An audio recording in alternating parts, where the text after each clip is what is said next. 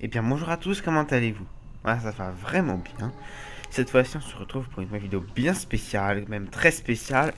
Alors, tout savoir sur le gouverneur et son gouvernement. Alors, je vais vous expliquer les bases, vous montrer l'interface du gouvernement, vous montrer tout ce que doit faire un, un membre du gouvernement, vous expliquer toutes les tâches. Comme ça, c'est pour les nouveaux arrivants en politique qui sont vraiment intéressés, vous verrez quelles sont les fonctions des membres du gouvernement et du gouverneur. Donc aujourd'hui on se retrouve au trône, au QG du gouverneur, c'est le QG du gouverneur de Brakmar. Là je suis sur mon trône et donc je vais vous présenter les interfaces. On va commencer, on va terminer après. Voilà, vous avez l'écologiste. Là j'en ai pas encore mais il faut attendre que le prétendant à ce poste se connecte. Donc l'écologiste, l'ami des bêtes et des plantes vertes, il peut protéger les espèces et réimplanter les créatures disparues. Condition 100 points de citoyenneté. Alors pour tous les postes dans le gouvernement, il faut 100 points de citoyenneté minimum pour entrer dans le gouvernement. Donc, sauf vice-gouverneur où il faut 1000 points de citoyenneté, c'est-à-dire il faut être chauvin pour devenir vice-gouverneur. Pour être gouverneur, il faut aussi 1000 points de citoyenneté, il faut être chauvin aussi ou plus. Donc c'est ce qui est pratique. Ensuite, le challenger. Le trubillon chargé de mettre l'ambiance dans la nation, il paye les membres de clan pour organiser des challenges dans leur territoire. Là, j'ai oublié pour écologiste. Écologiste, c'est lui qui gère à peu près toute l'écologie de la nation, qui s'occupe de faire respecter les volontés des MDC, de à peu près diversifier comment on dit, l'écosystème, voilà. Donc c'est un poste très important et qui compte vraiment beaucoup. Le challenger, alors lui, il va s'occuper de mettre en place des événements. Bien sûr, le gouverneur propose propose des événements qu'il a marqués dans sa candidature je peux pas me l'écrire dans sa candidature. Et Challenger, lui peut aussi proposer des events, mais lui aussi doit appliquer les events organisés par le gouverneur. C'est-à-dire que le gouverneur et le Challenger seront toujours ensemble pour chacun des events. Pas toujours, mais bon, le gouverneur a quand même plus de pouvoir, c'est ça. Donc le dommage que le challenger ait moins de pouvoir, il peut juste proposer, voilà. Et aussi dans le challenger, vous pouvez mettre des challenges dans la nation, mais ça, oubliez, ça ne sert strictement à rien. Et l'écologiste aussi, vous pouvez juste récupérer des semences, mais ça coûte pépette. Donc pour écologiste challenger, vous avez à peu près rien à faire, sauf challenger, qui lui permet de faire les events, et écologiste. Quand je dis vous avez rien à faire, c'est-à-dire en interface, c'est-à-dire par exemple, vous allez sur MDC, vous cliquez, vous occupez du challenge et réimplantation des plantes. Bah, l'écologiste, il ne fera jamais ça parce que ça ne sert strictement à rien. Parce que on peut toujours réimplanter des plantes en venant dans d'autres nations, en récoltant les ressources nécessaires. Le challenger, bah lui, personne n'en fait des challenges, hein, je suis honnête, hein, je suis franc. Ensuite, le trésorier. Voilà un membre du gouvernement qui ne se ferait pas que des amis, surtout chez les commerçants. Il fixe les taxes, pille ainsi le dur labeur des honnêtes travailleurs. Conditions sans point de citoyenneté. Alors, le trésorier, en ce moment, c'est un poste extrêmement important. Pourquoi? On est en guerre froide. Certaines nations, quand j'étais gouverneur il y a à peu près 5 mois, et bah, on était en guerre froide avec les autres nations, tout le monde voulait piquer les magots de tout le monde. C'est-à-dire, par exemple, je donne un exemple bête, un Bonta veut piquer le magot de Brakmar. Ça, c'est juste un exemple, hein, je dis pas ça, c'est juste un exemple. Voilà, voilà, une nation veut piquer le magot d'une autre nation. Ça se passait comme ça, hein. Donc le trésorier, voyez quelqu'un de grande confiance pour pas se faire chourer le magot. Ensuite, l'ingénieur météo, bon bah, je vais être honnête avec vous. Avec vous, ingénieur météo, ça ne sert strictement à rien, sauf à mettre des températures. Quand je dis extrêmement, ça sert à rien. Vous mettez juste les temps nécessaires dans la nation. Bon, on est en été, il fait chaud, on est en hiver, il fait froid. On pourra juste enlever quelques degrés, faut envoyer 10 degrés, mais de la pluie. Mais bon, personnellement, moi j'ai déjà été ingénieur météo, je vous donne mon avis, hein. Certains vont pas être d'accord avec moi, mais pour moi, ingénieur météo, c'est juste pour le décor, hein. Je vous dis, c'est juste pour le décor.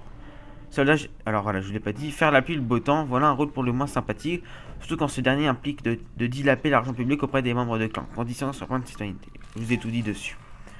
Alors, général des soldats, en digne militaire, il définit les plans de conquête et de défense de territoire. Ce fin stratège dirige donc les soldats de la nation et se charge de défendre ou d'élargir ses frontières. Condition sans point de citoyenneté et être soldat. Oui, parce que pour être général des soldats, il faut bien entendu être soldat. Donc, le général des soldats va s'occuper en guerre de mener les conquêtes, c'est-à-dire mener des raids sur les points commerçants, enfin les lieux de commerce dans les nations, le peuple agro. Vraiment, c'est vraiment un bon poste. Donc lui, il peut aussi intervenir dans la politique intérieure de la nation, dans la sécurité intérieure de la nation. Il peut aussi s'impliquer, mais bon, c'est pas son rôle, mais quand même, il doit aussi défendre sa nation. Ensuite, nous avons le chef des gardes. Arrêter leur la loi et accompagner les étrangers à la frontière. Voilà son rôle, il dirige les gardes afin d'assurer la sécurité de la nation. Et ben, le chef des gardes, j'étais chef des gardes avant que je sois gouverneur pour la première fois. Lui, il a un poste important, comme le général des soldats. Il doit s'occuper des agros dans les mines, sur le territoire. Il règle plus les agros entre Brakmariens. Pendant que le général des soldats, il règle les agros entre Bontariens à Macnéen ou à Macna, Brakmarien ou Suffoqué à Brakmar. Voilà. Lui, le général des soldats s'occupe de régler les agros entre des citoyens de Brakmar contre d'autres citoyens d'une nation étrangère. Pendant que le chef des gardes s'occupe des Brakmariens, de s'occuper de régler les agros entre Brakmariens dans les mines, comme je vous ai dit. Ça, vous allez très vite solliciter dans les mines, à passer un bon bout de temps la nuit. Mais c'est un bon poste quand même. Et on va terminer par le meilleur, le vice-gouverneur. C'est le bras droit du gouverneur. Il a les mêmes pouvoirs, mais attention à ce que ça ne lui monte pas à la tête, sinon il pourrait se faire évoquer par le vrai gouverneur. Condition, 1000 points de citoyenneté. Donc, le vice-gouverneur, c'est un poste extrêmement important dans le gouvernement. Moins que le gouverneur, mais quand même. Parce que si vous êtes absent et que... Voilà, je vais vous expliquer, je vais vous donner un exemple. Quand j'étais vice-gouverneur sous Kaido, vous l'avez vu, eh bien, sous Kaido, des fois il était absent lors d'une réunion entre gouverneurs, et le vice-gouverneur, moi, je devais le remplacer. Vous allez voir, quand vous êtes absent, le vice-gouverneur sera là pour vous remplacer, ce qui est un très bon atout. Aussi, vous conseiller dans les situations délicates, donc c'est un très bon poste. Donc, avant de terminer par le gouverneur, je vais vous montrer les annonces. Alors, les annonces, ça s'adresse qu'au chef des gardes et général des soldats. Voilà. L'annonce du chef des gardes en cas de problème d'aggro, veuillez MP Scorpion Blanc. L'annonce du général des soldats, le général n'a rien à dire aux citoyens. Voilà, ça c'est les annonces que vous pouvez faire pour que le peuple vous le lise et vous contacte en cas de souci. Ici, nous avons l'économie de la nation. En tout, on a amassé 584 513 921 kama. Et en trésorerie dilapée qu'on a dilapé, c'est 5 194 650 kama. Voilà, après nous avons les dépenses en challenge, les dépenses climatiques et animalières. Comme je vous dis, animalière, ça ne sert strictement à rien. Et là, on va commencer par l'annonce, le gouverneur. Alors ici, vous avez les titres que vous pouvez vous mettre. Donc moi, j'ai choisi diplomate parce que ça, je me considère comme étant diplomate. Donc voilà, vous avez tous les titres. Vous avez sage, réformateur, téméraire, protecteur, machiavélique, négociateur, malfaiteur, prudent, tyran, stratège, despote, conservateur, bienfaiteur, belliqueux, diplomate et oppresseur. Moi, j'ai choisi diplomate. Ici, vous avez ça, c'est votre titre honorifique. Le rang, vous êtes chauvin, c'est que vous êtes simple citoyen, chauvin ou patriote, mais de toute façon, pour être gouverneur, il faut être chauvin minimum. Ensuite, vous avez votre guide et le nombre de mandats. J'en ai fait 1, et dans le passé, j'en avais fait 3 d'affilée. Vous avez la fameuse annonce du gouverneur que vous pouvez éditer ici. Vous cliquez ici, vous marquez votre discours, votre annonce. Sauf que cette annonce est très buggée. Vous allez marquer des choses, ça va s'effacer. Donc c'est très dur à marquer. Donc je vous conseille d'aller sur Word, vous tapez votre texte et vous copiez-coller dans l'annonce, comme pour les chefs des gardes et généraux des soldats. Voilà. Ensuite, nous avons la popularité du gouverneur. En ce moment même, j'ai moins 3% de popularité, ce qui n'est pas... Enfin, pour moi, c'est un record olympique parce que tout simplement, quand j'étais gouverneur, j'avais d'entrée de jeu moins 5 voire 6% de popularité. Donc là, nous voyons tout de suite que j'ai une assez mauvaise popularité, mais ça, je vais pas baisser les bras.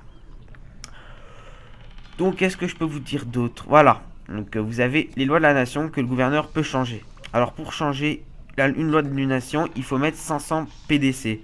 Donc, quand vous avez beaucoup de PDC, vous pouvez vous permettre, mais il faudra bien choisir. Et par contre, si vous avez peu de PDC, ça ne sert à rien. Si vous changez une loi, vous l'avez dans la gueule. Hein. Je dis, je suis vulgaire, mais... Ensuite, vous avez la politique intérieure, les volontés. Donc là, on peut constater que le terrain de Monsieur Porg, les volontés n'ont pas été respectées, donc je vais aller m'en occuper tout de suite. Vous avez les volontés. Les volontés donnent des bonus, comme là pour le bois de gueule. Boufflard, ça ne donne rien parce que c'est un lieu commercial. Le champ pas bon. La criqui croc, poupe. Langue de Sédimote. Maïcheville. Package au fiol. Pont des arbres parce que c'est un lieu de commerce. Scarapace, lieu de commerce. Terrain de Porg. 5, voilà. Village de Brakmar. Ensuite, nous avons les relations internationales. Alors, quand vous êtes gouverneur ou vice-gouverneur, parce que le vice-gouverneur et le gouverneur ont les mêmes pouvoirs, sauf que le vice-gouverneur ne peut pas mettre d'annonce. Mais le vice-gouverneur peut révoquer comme le gouverneur, mais le vice-gouverneur, bien sûr, ne peut pas révoquer le gouverneur, pendant que le gouverneur le peut. Donc, le vice-gouverneur a aussi cet accès, il a l'accès aussi sur les relations, la politique internationale, comme le gouverneur. Donc ici, vous avez déclaré la guerre, rompre l'alliance. Rompre l'alliance, c'est mettre en paix, c'est pas déclarer la guerre, c'est arrêter, c'est-à-dire on reste neutre, ça s'appelle la neutralité. Vous avez proposé une alliance, c'est-à-dire quand vous êtes en guerre, vous avez fini la guerre, franchement si vous trouvez un terrain d'entente, vous proposez la paix. Donc ensuite vous avez les lois des autres nations, ce qu'ils ont mis. Voilà, vous voyez toutes les droits.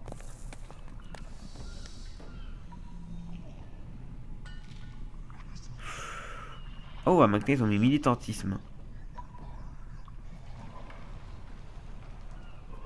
Militantisme. Genre, voir qui c'est le gouverneur, parce que là ça me choque un peu. Ouais, il ose. Ouais. Donc voilà, ici vous avez l'icône des nations. Vous avez le nom des nations. Vous avez ici alliés, les alliés que vous avez, les notes que vous avez, les ennemis que vous avez, et ainsi de suite.